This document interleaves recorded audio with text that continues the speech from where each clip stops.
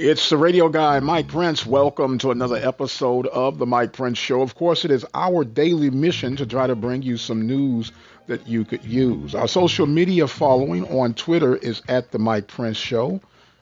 The YouTube channel is Open Mic Broadcast Network. Our website, obnradio.com, and our 24-hour dial-in message line, 713-570-6736.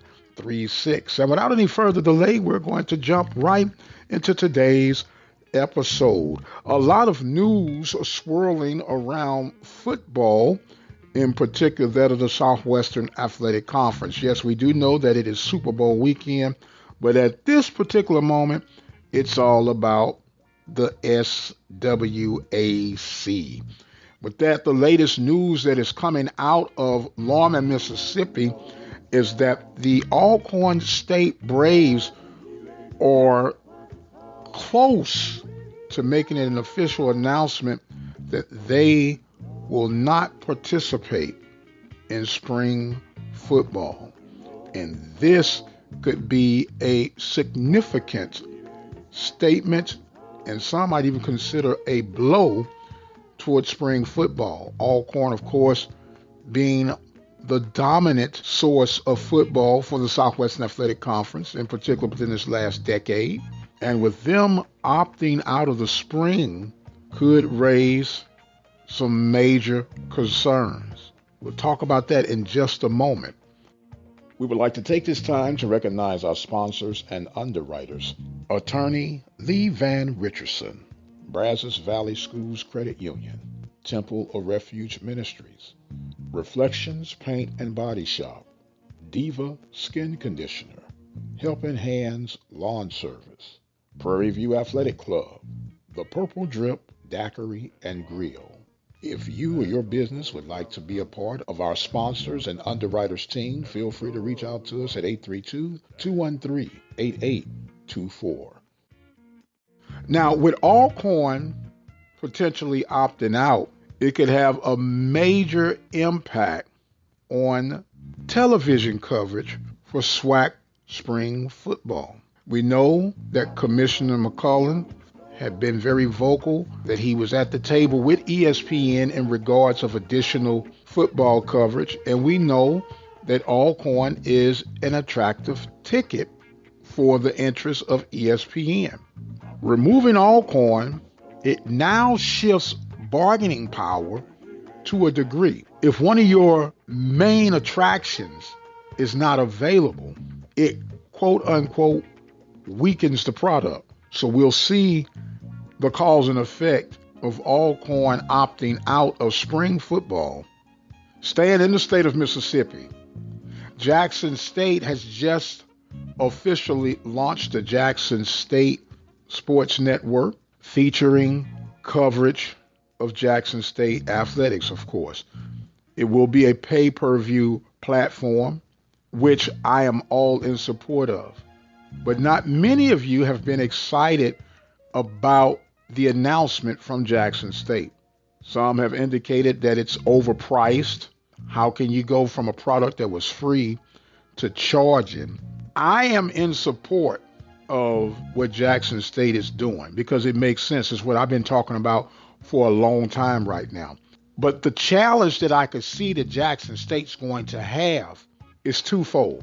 Number one, the one that everyone is concerned about is the suggested price for the streaming service. To watch a Jackson State sporting event would cost you anywhere between $20 and $25 per viewing. And the average cost for it would be, let's say, competitor, the ESPN Plus package is a subscription fee of $4.99, $5.99 a month. So right now, people are a little up in arms about the actual cost. Well, I have an answer to that, and it is simply this.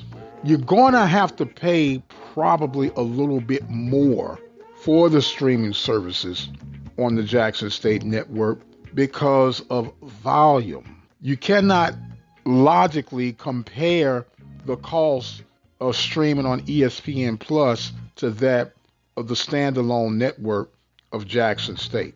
It's not fair.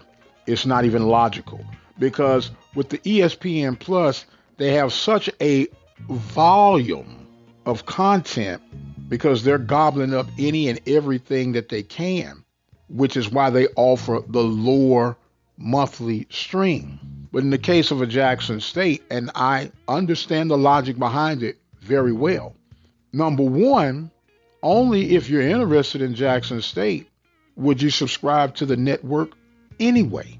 Every market is different. What works in one market might not necessarily work in another market. And if your market could bear the suggested price, who cares what anybody else thinks? I have not done an official survey or anything, but I could imagine that most of the people that might be complaining about the price are not in that market to begin with. If you believe and support your program, you do what it takes to support your program. Number two, it's just like Economics 101.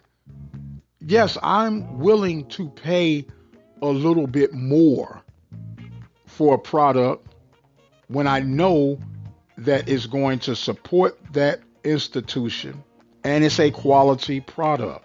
Our fans need to come out and support these schools. All of our SWAC fans, because attendance is down. So all of our fans have got to come out. We got to support our schools. We got to support our own. It's a message to all the alumnus. Support your schools. If it's a quality product and it's not some guy with a 1985 camera trying to stream some things, I'm okay with that. Everybody's not going to be okay with it. That's why we call it a democracy. If you think it's overpriced, don't subscribe. If you don't want to watch it, don't watch it. Now, on the flip side of that, the challenge that I could see that the Jackson State Network is going to possibly face is the availability of content. If you noticed, the football game package was not included on that content. And that is simply because of the tie-in with the already existing ESPN agreement. We know any game of significance, or let me say substance, more than likely ESPN is going to gobble up that opportunity to put it on their platform. So what Jackson State will more than likely have to do to make it creative and successful from a football side is going to be in their non-conference scheduling. You could probably pull this off with the quality of your non-conference opponent that you happen to host at home.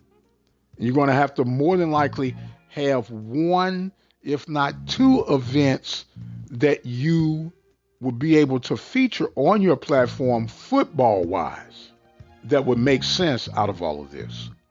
I'm very intrigued and excited to see how this one will unfold. But it's official. The Jackson State Sports Network has been launched. Let us know what you think. 713-570-6736. Other SWAC news.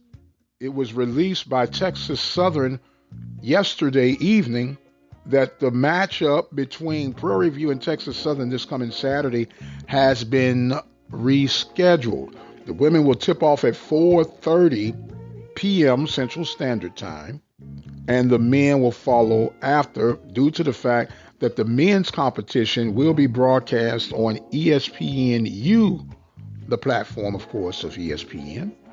And it should be a very good contest, a very electric atmosphere, especially the February matchup because students are back on campus, and it's just really a great time. Texas Southern happens to be the host team for February. Next year would swing to Prairie View. So that game will be featured on ESPNU, which goes back to our statement that we had about the Jackson State Sports Network. Whenever you have marquee games like this coming up, you can rest assured that ESPN will be at the table for the broadcasting rights. Today is National Signing Day, Part 2. Teams reeling in some of their last-minute signees to help structure their spring season. Soccer released their projected finishes for the spring campaign. Prairie View has been projected to be the top seed, followed by Grambling State. Be very interesting to see how the soccer season unfolds.